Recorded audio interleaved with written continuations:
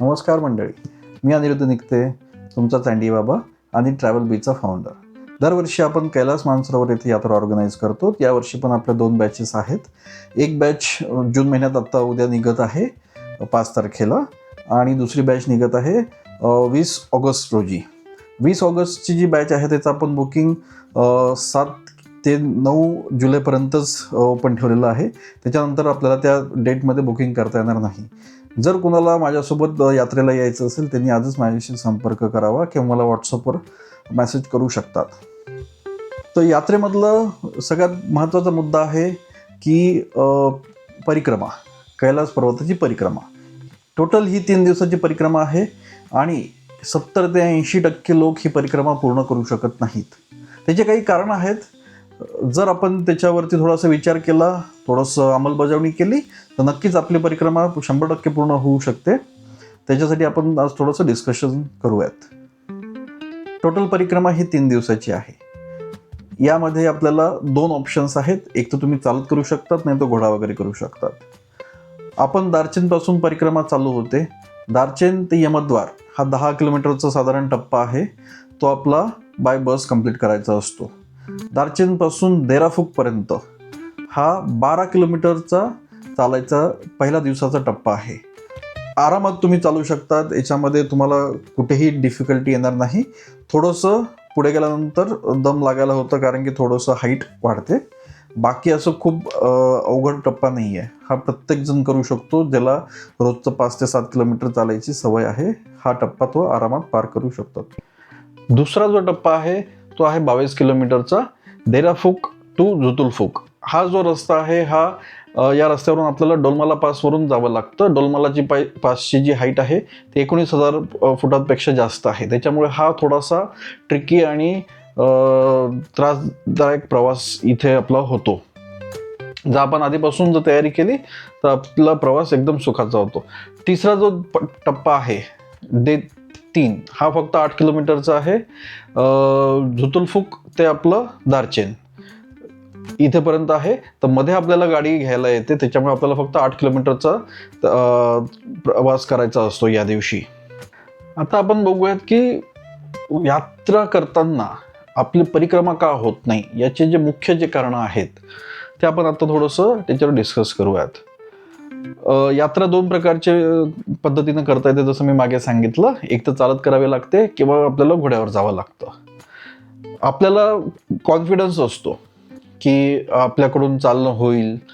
आपण रोज इथे तर 10 किलोमीटर चालतो, मग तिथे काय आपलं 12 किलोमीटर चालायचं आहे, 22 किलोमीटर चालायचं आहे. तर बरेच जण वारीला पण जातात, त्याच्यामुळे 15 किलोमीटर 18 किलोमीटर चालायची सवय असते, 25 किलोमीटर सुद्धा चालायची सवय असते. पण एक लक्षात घ्या, इथे चालणं आणि त्या हाईटवर चालणं याच्यामध्ये जमीन आसमानचा फरक आहे. इथे जरी आपलं 5 किलोमीटर रोजचं चालणं असेल, तिथे ते 5 किलोमीटर चालणं खूप कमी आहे. तुम्हाला इथे 10 किलोमीटरची प्रॅक्टिस करावी लागते. त्यावेळेस तिथे तुम्हाला एकदम इझिली तुम्ही डोलमाला पास वगैरे क्रॉस करू शकतात. आता जे चालत जाणार नाही आहेत किंवा ज्यांना कॉन्फिडन्स आहे की आपण चालत जाऊ शकतो, तिथे जाऊन थोडंसं तब्येत नाजूक होऊ शकते किंवा ऑक्सिजन लेवल थोडंसं कमी होऊ शकतं शरीरामधलं किंवा थोडासा हाय अल्टिट्यूडचा त्रास होऊ शकतो. अशा वेळेस आपण घोड्याची तयारी केलेली नसते. आपल्याला कॉन्फिडन्स असतो की आपण यात्रा चालत करूयात. ज्यावेळेस आपण घोड्याची तयारी केलेली नसते, एक लक्षात घ्या, तिथे घोडा हा 3 दिवसासाठी मिळतो. साधारण 4,000 लोकल करन्सी CNY ही घोड्याची कॉस्ट जाते. घोडा आणि पोर्टर ते साधारण आपले 55-60 हजार रुपयाच्या दरम्यान बसतात. जर आपण त्याची तयारी केली नाही, आपल्याला लास्ट मोमेंट घोडा मिळत नाही. तर आपल्याला 2 दिवस आधीच आपल्याला जो तिबेटचा गाईड आहे, चायनाचा जो गाईड असतो आपल्यासोबत, त्याच्याजवळ आपल्याला नावं द्यायची असतात की घोड्यांनी प्रवास कोण कोण करणार आहे. त्यांचं ऑलरेडी प्री बुकिंग करावं लागतं. लास्ट मोमेंटला येऊन तुम्हाला घोडा मिळत नाही. त्याच्यामुळं हा एक सगळ्यात महत्त्वाचा मुद्दा आहे की घोडा आधीच बुक न करणे. ठीक आहे. थोडी जरी डाऊट असेल मनामध्ये तरी आमचं मत असतं की तुम्ही घोडा करा, कारण की प्रवास खूप अवघड आहे. घोडा जरी केला तरी तुम्हाला 4 किलोमीटर मागच्या व्हिडिओमध्ये मी जसं दाखवलं होतं, या व्हिडिओमध्ये पण मी छोटीशी क्लिप दाखवेल की 4 किलोमीटर तुम्हाला असं खाली उतरावं लागतं. ज्यांना घोड्यावर बसता येत नाही त्यांनी यात्रा ही यमद्वारापर्यंतच करावी. ज्याला घोड्यावर बसता येतं त्यांनी आवश्यक घोडा करावा. आरामात प्रवास होतो, दमछाक होत नाही, कारण की परत परत आपण कैलासला जात नसतो. एकदा जो काही खर्च व्हायचा तो एकदाच होणार आहे. दुसरा महत्त्वाचा मुद्दा, बरेच जण म्हणतात की पहिला दिवस सोपा आहे, आपण चालत जाऊयात.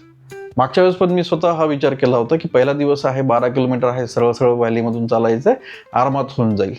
झालं सुद्धा. पण मी ज्यावेळेस दुसऱ्या दिवशी मला कंटाळा आला होता चालायचा, त्यावेळेस मी काय केलं होतं, संध्याकाळी जाऊन तिथे जे घोडे वगैरेवाले होते त्यांच्याशी मी स्वतः जाऊन बोललो होतो. किंवा माझ्या शेर्पाची जी टीम होती त्यांना पण सांगितलं होतं की माझ्यासाठी एखादा घोडा तुम्ही मिळतो का तो पहा दुसऱ्या दिवशीसाठी.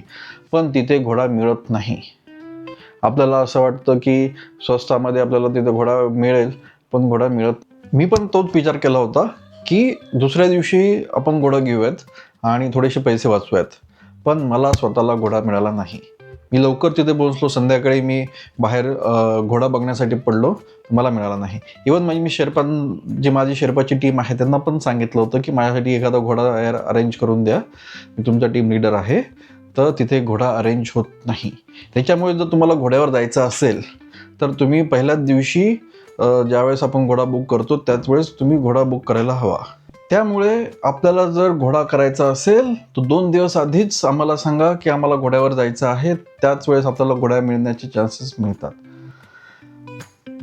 दुसरी गोष्ट अशी आहे की तिथे प्रवासी जास्त आहेत, घोडे कमी आहेत. हाय अल्टिट्यूडचा एरिया आहे, घोडे नसतात, ते खच्चर असतात, तेच तिथे तग धरू शकतात. त्याच्यामुळे असं पण होऊ शकतं की आपल्याला तयारी जरी असेल घोड्यावर जायची, पैशाची आपण तरतूद करून ठेवलेली आहे, 2 दिवस आपल्या गाईडला पण सांगितलेलं आहे की आमच्यासाठी घोडा बुक करा, पण घोडा मिळेल की नाही याची शाश्वती नसते.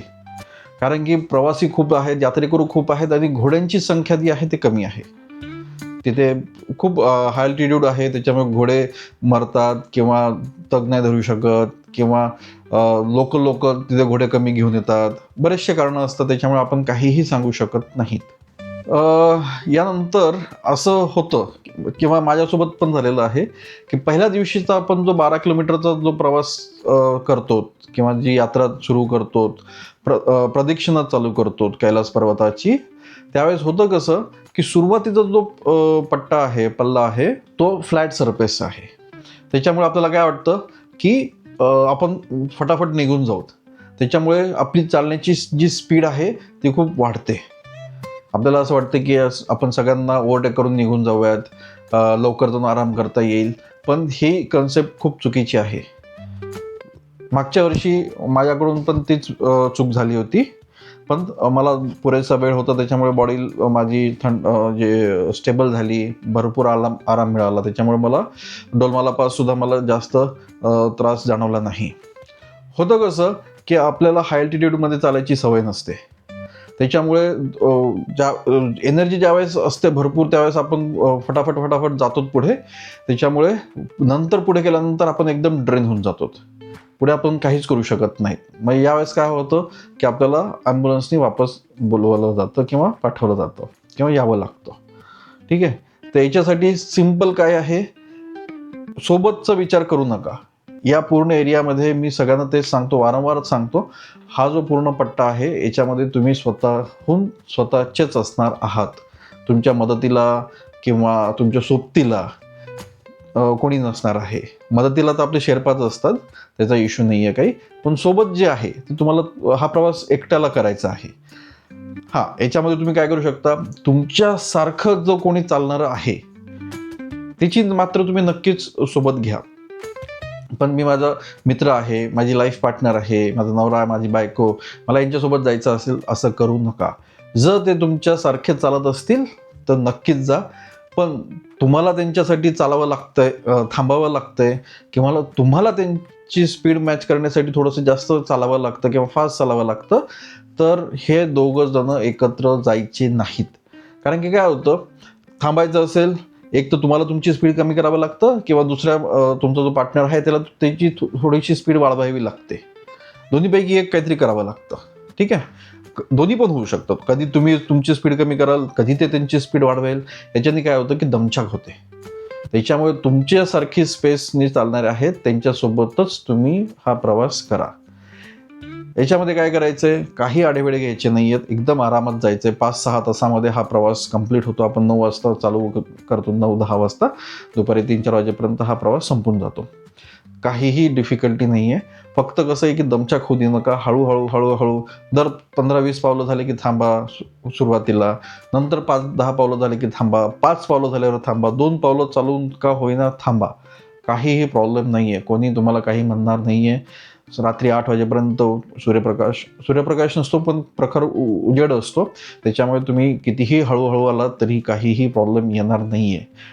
तुम्ही आरामात इथे या, कारण की इथे आल्यानंतर तुम्हाला जो कैलासची नॉर्थ फेस दिसते ती सगळ्यात सुंदर, सगळ्यात जवळून आहे. कारण की इथून कैलास पर्वत फक्त आपल्यापासून 3 किलोमीटरच्याच डिस्टन्सवर असतो. त्याच्यामुळे इथे आल्यानंतरचं जे फिलिंग आहे, मागच्या वेळेस मी खूप रडलो होतो तिथे. ऑलमोस्ट 2-2.5 तास डोळ्यामधून कंटिन्युअस पाणी येत होतं. आपण कैलासच्या पायथ्यालाच राहतो. आपण जस्ट झोपत्याला असताना मागे असं खाली वाकून जरी बघितलं तरी आपलं कैलास पर्वताचं दर्शन होतं. एवढ्या जवळ आपण असतो, हार्डली 3 किलोमीटरवर आपण असतो. त्याच्यामुळे इथे प्रत्येकाने यावं. ज्याला चालता येतंय, नाही येत असेल तर घोडा करून आपण येऊ शकतो. जर तुम्हाला पूर्ण परिक्रमा करायची नसेल तरी आपल्याला 3 दिवसाचे घोड्याचे पैसे भरावे लागतात इथेपर्यंत येण्यासाठी. दुसऱ्या दिवशी इथून तुम्ही वापस दार्जिलिंगला यमद्वारापर्यंत ते आपल्याला नेऊन सोडतात. तिथून आपल्या गाईडला तुम्ही सांगून गाडी वगैरे बोलून आपल्या हॉटेलपर्यंत तो व्यवस्था करतात. पण इथेपर्यंत सगळ्यांनी यावं. खूप सुंदर आहे, खूप सुंदर आहे. हा पॉईंट सगळ्यात पहिले मला डिस्कस करायचा होता. थोडंसं मागे पुढे झालं आहे, कारण की उद्या सकाळी निघायचं आहे. उद्या सकाळी नाही, आज रात्री 10 वाजता निघायचं आहे. आणि आत्ता जवळपास 4:30-5 वाजले आहेत. मी आत्ता व्हिडिओ रेकॉर्ड करतो आहे. आता माहीत नाही हा व्हिडिओ कधी येईल. सगळ्यात महत्त्वाचं म्हणजे ज्यावेळेस आपण, माझा प्रत्येकाला हा प्रश्न असतो की आपल्याला वॉशरूमसाठी खाली बसता येतं का, ओपनमध्ये जावं लागतं. या क्वेश्चनचं आन्सर हो असेल तरच आपण बुकिंग घेतो. कारण की कसं आहे, खोटं नाटं सांगून आपण कुणाला काही नेत नाही आहोत. त्याच्यामुळे कसं आहे की 3 ते 4 दिवस आपल्याला ओपनली वॉशरूमसाठी जावं लागतं आणि तिथे खाली बसावं लागतं. जर हे तुम्हाला जमत नसेल तर तुम्हाला यात्रा करणं खूप अवघड आहे. याची सवय लावा, त्याच्यानंतर तुम्ही यात्रेला या. त्याच्यानंतर मग घोडा, मग दारचेन, मग देराफूग, मग जुतुलफूग, त्या नंतरच्या गोष्टी आहेत. यमद्वाराच्या आधी आपण जातो मानसरोवरला. मानसरोवरचा जो मुक्काम आहे तो तिथे आपल्याला सगळ्यात पहिल्यांदा ओपनली वॉशरूमसाठी खाली बसावं लागतं. त्याच्यामुळे खाली बसणं खूप आवश्यक आहे. पहिला दिवस संपला, सगळेजण देराफुकला येऊन थांबलेले आहेत. त्यानंतर आपल्याला सगळ्यात अवघड टप्पा जो आहे, डोलमाला पास क्रॉस करून जुतुलफुकला पोहोचायचं आहे. टोटल 22 किलोमीटरचा डिस्टन्स आहे. साधारण एका साईडने 5-6 किलोमीटर फक्त इन्क्लाइन करायचं आहे. फक्त आणि फक्त चढाई आहे, दुसरं काहीही नाही. तुम्हाला थोडाफार सरळ रस्ता मिळेल, पण बाकीचा पूर्ण वेळ तुम्हाला इन्क्लाइन वर चढाई आहे. साधारण 5 ते 6 किलोमीटर तुम्हाला अपवर्ड जायचं आहे.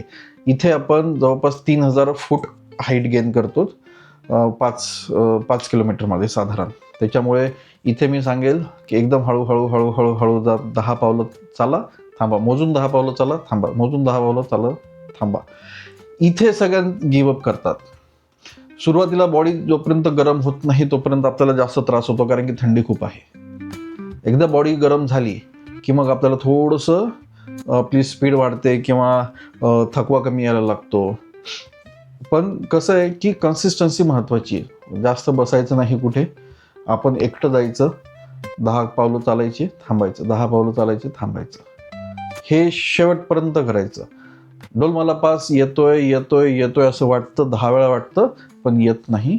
थोडंसं पुढे ज्यावेळेस आपण जातो परत आपल्याला पुढे दिसतं की अरे अजून 5 तर बाकी आहे, अजून 5 तर बाकी आहे.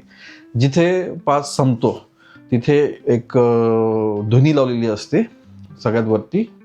जाळ लावतात कसले तरी, ते पाला जाळतात. तिथे आल्यानंतर समजून घ्यायचं की तुम्ही डोलमाला पासच्या टॉपला आला आहात. तिथून मात्र मग 4 किलोमीटर खाली आपल्याला असेंडिंग करायचं आहे. घोडेवाले जे घोड्याने येणार आहेत यात्रेकरू, त्यांना घोडा तिथे सोडतो. तिथून 4 किलोमीटर चालत जायचं आहे. आता याच्यामध्ये पहिला प्रश्न असा आहे की पहिल्या दिवशी खूप आल्यानंतर बरेच जण म्हणतात नाही आमच्याकडून नाही होणार, आम्ही वापस जातो. इथे बरेच जण गळतात. जे मेहनत करून वरती येतात त्यांचं 100% कंप्लीट होऊ शकतं.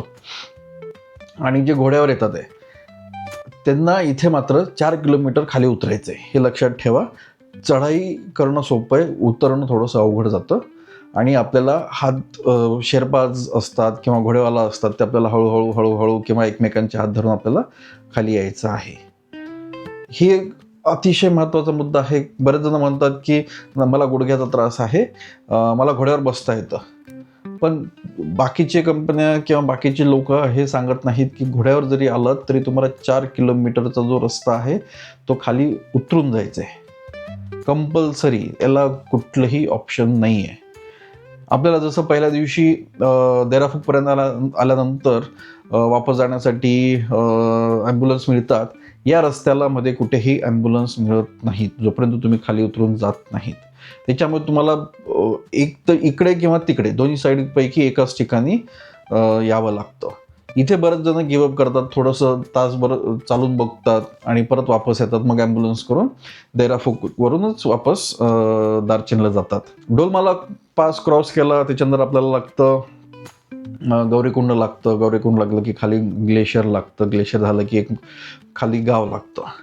इथेपर्यंत साधारण 9 किलोमीटरचा पल्ला झालेला असतो, 9-10 किलोमीटरचा. याच्यानंतर सगळेजण गिवअप करतात. होतं काय, मागच्या वेळेस पण माझ्यासोबत पण सेम झालं. आपण खूप एनर्जेटिकली डोलमाला पास करून तो क्रॉस करून खाली उतरतो, सगळं आपण होतो. पण इथे येऊस्तोपर्यंत आपली सगळी एनर्जी ड्रेन झालेली असते. याच्या पुढे आपल्याला फक्त 12 किलोमीटर स्ट्रेट रस्त्याने चालायचं आहे, बाकी काही नाही आहे. खूप सुंदर सिनरी आहे पण आपण काहीही एन्जॉय करू शकत नाहीत. एका साईडला नदी कंटिन्युअस वाहत असते, एका साईडला डोंगर आहेत. खूप आयडियलिस्टिक कंडिशन आहे. पण आपण एवढं थकलेलो असतो, एवढं ड्रेन झालेली असते बॉडी की आपण काही एन्जॉय करू शकत नाहीत. मागच्या वेळेस ज्यांनी पूर्ण व्हिडिओ बघितले असतील, याच पॅचमध्ये मी म्हणालो होतो मी कशासाठी आलो इथे, काय गरज होती यायची. असे विचार चालू असतात मनामध्ये, कारण की आपण तेवढे थकलेलो असतो. ठीक आहे. इथे जर तुम्हाला इथून काहीच पॉसिबिलिटी नसेल तर आपलं जे शेर्पा असतात त्यांना तुम्ही सांगू शकता, तिथून तुम्हाला ते ॲम्ब्युलन्स करून देतात. ॲम्ब्युलन्स डायरेक्ट आपल्या हॉटेलला नेऊन सोडते. इथे पण ॲम्ब्युलन्सचा ऑप्शन्स आहे, पण ज्यावेळेस पूर्ण तुम्ही खाली उतरून आला त्यावेळेस तुम्हाला मध्ये रस्त्याच्या मध्ये काही मिळणार नाही. साधारण हे 9 किलोमीटरचं जे डिस्टन्स आहे याला 7 तास वगैरे लागतात, 6 ते 7 तास लागतात. त्याच्यापुढे नुसतं सरळ चालायचं आहे. 12 किलोमीटर त्याला साधारण 3 तास 2 तास वगैरे लागतात त्याला, कारण की सरळ आहे, कुठेही चढ नाही आहे त्याच्यामध्ये. आता ज्यावेळेस आपण घोडा करतो 2 दिवस आधीच आपण सगळ्यांना विचारतो कुणाला घोडा करायचा आहे. साधारण 4000 CNY ला घोडा आणि पोर्टर मिळतात.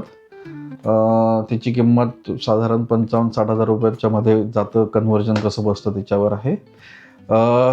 बरेच जण थोडंसं म्हणतात की यार घोडा एवढा महाग आहे, मग आपण करायचा का? कारण की एक लक्षात घ्या की कैलास आपलं एकच वेळा होणार आहे. आम्ही बिझनेससाठी आम्ही जातो, त्याच्यामुळे आमचं वर्षातून 2दा होतं. तुम्ही प्रत्येकजण एखाद्या वेळेस किंवा 2 वेळेस येऊ शकतात किंवा येतात. त्याच्यामुळे तुम्ही विचार करू नका. 50-60 हजार रुपये तिथे गेल्यानंतर ते वर्थ वाटतात. त्याच्यामुळे तुम्ही याची तयारी ठेवा.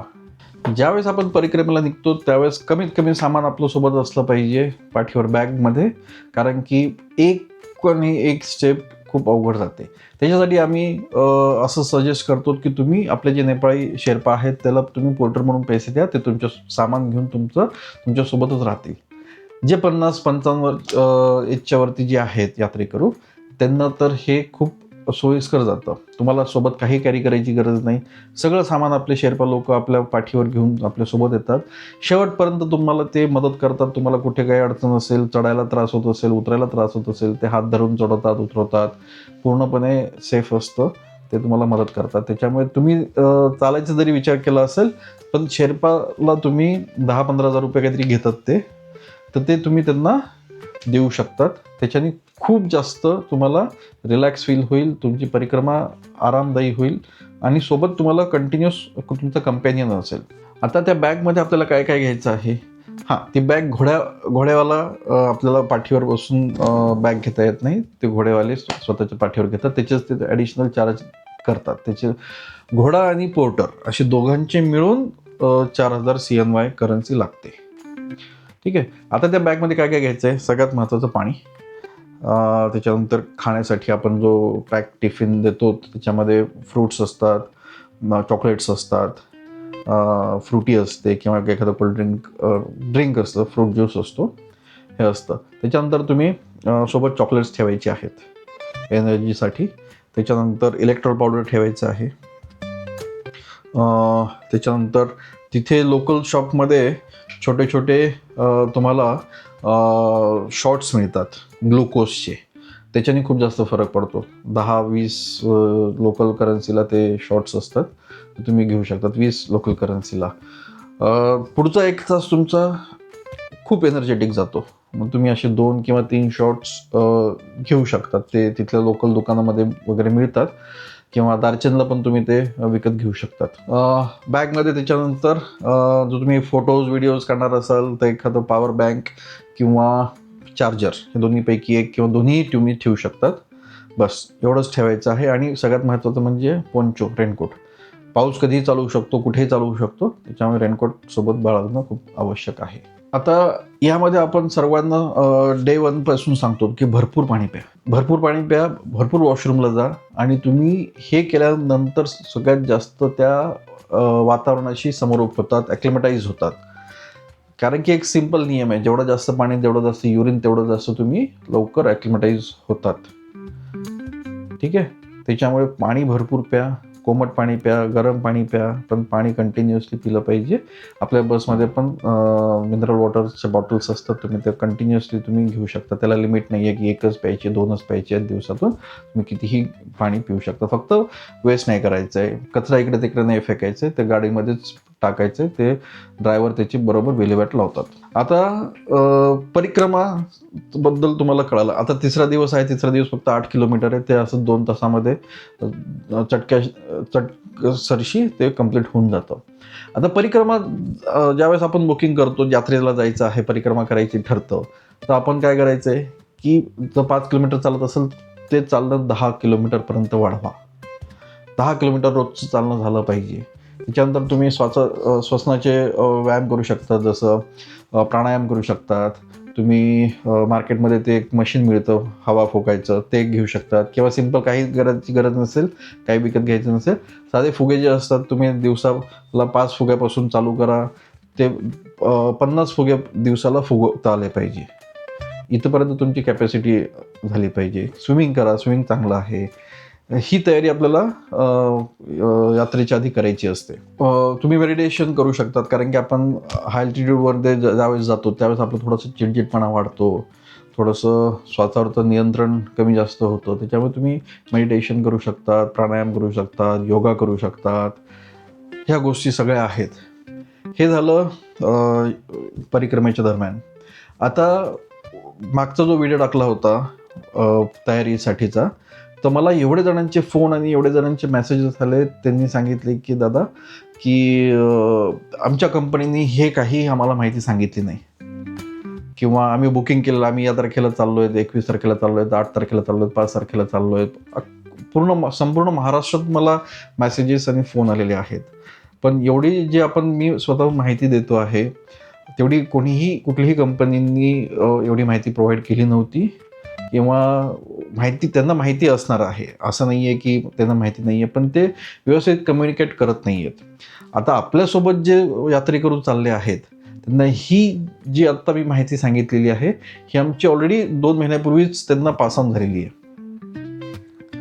ते व्यवस्थित तयारी करतात आहे, प्रत्येकजण चालतोय, फुगे फुगवतोय, श्वसनाचे व्यायाम करतोय, सगळी त्यांना माहिती आहे. आपण ज्यावेळेस यात्रा तुमचं बुकिंग होतं त्यावेळेस आपण ग्रुप तयार करतो, त्याच्यामध्ये मग आपण वेगवेगळे दिवशी सांगत असतो की हे करा, ते करा, ही तयारी करा, हे सामान घ्या, हे घेऊ नका. प्रत्येक गोष्टी डिटेलमध्ये आपण एक्सप्लेन करत असतो. किंवा त्यांचे फोन येतात, ओटीचं सामान घ्यायचं आहे का, नारळ घेता येतं की नाही, किंवा कपूर घ्यायचा आहे का, वाती घ्यायच्या आहेत का, इथपासून आमचं सगळं डिस्कशन सगळं ग्रुपमध्ये होतं. प्रत्येकाला इत्थंभूत माहिती दिलेली असते. असं कोणीही नाही आहे की तो अंधारामध्ये आहे किंवा असं म्हणू शकेल की आम्हाला ही माहिती तर नव्हतीच, आम्हाला हे आत्ता नवीनच कळतंय. जे काही आहे ते आपण ट्रान्सपरंटली सगळ्यांना सांगतो. बरेच जण कंपन्यांच्या पॅकेजमध्ये 5-10 हजार रुपयाचा फरक पडतो, पण तुम्ही ते 5-10 हजार बघण्यापेक्षा कोण कितपत माहिती सांगतंय, कोण तुमच्यासोबत आहे, जाणार आहे, त्यांची टीम कशी आहे, कितपत ते तुम्हाला सांभाळून घेतात, हे सुद्धा पाहणं खूप महत्त्वाचं आहे. नॉर्थ साईडचे लोक खूप प्रमाणात परिक्रमा किंवा यात्रा अरेंज करतात. पण आपण कसं की आपलं सगळे मराठी लोक आहेत. आता मला कित्येक जणांचे येतात की तुम्ही हिंदीमध्ये बनवा व्हिडिओज, हिंदीवाले पण तुम्हाला नवीन कस्टमर मिळतील. पण आपल्याला मराठी लोकांनाच घेऊन जायचं आहे. ते लोक जरी त्यांना जॉईन व्हायचं असेल ते होऊ शकतील, पण सध्या तरी आपला मेन फोकस आहे मराठी लोकांनाच घेऊन जायचं, कारण की एक ट्रस्ट फॅक्टर आहे. तुम्ही माझ्या घरी येऊन कधी पण भेटू शकताय. सगळेजण मला जे आत्ता आम्ही 30 जणांचा ग्रुप घेऊन चाललो आहोत. प्रत्येकजण मला पर्सनली फोन करतोय, ही डिफिकल्टी आहे, याचं काय करायचं, त्याचं काय करायचं, सगळ्यांना इत्थंभूत माहिती देत असतो. जर तुम्हाला ही यात्रा करायची असेल तर नक्कीच तुम्ही मला संपर्क करू शकतात. काही जरी मेसेज विचारायचं असेल किंवा माहिती विचारायची असेल तर कमेंटमध्ये टाका. मी 1-2 दिवसामध्ये नक्कीच उत्तरं देईल किंवा मला व्हॉट्सअपला दिलेल्या नंबरला तुम्ही संपर्क करू शकतात. आणि प्लीज चॅनलला सबस्क्राईब करा. खूप मेहनत घेऊन व्हिडिओ बनवतो आहोत. खूप जेन्युइन माहिती जी लोकांपर्यंत नाही आहे ती आपण पोहोचण्याचा प्रयत्न करतो आहे व्हिडिओच्या मार्फत. तर तुम्ही जास्तीत जास्त लोकांपर्यंत हा व्हिडिओ पोहोचवा, शेअर करा, सबस्क्राईब करा. आणि ज्यांना कोणाला कैलास मानसरोवर यात्रेला यायचं आहे यावर्षी किंवा पुढच्याही वर्षी यायचं असेल त्यांना तुम्ही माझा नंबर सजेस्ट करू शकतात. त्यांची यात्रा सुखकर कशी होईल, परिक्रमा पूर्ण कशी होईल याचा मी जास्तीत जास्त वैयक्तिकरित्या प्रयत्न करण्याचा प्रयत्न करेन. हर हर महादेव, हर हर महादेव.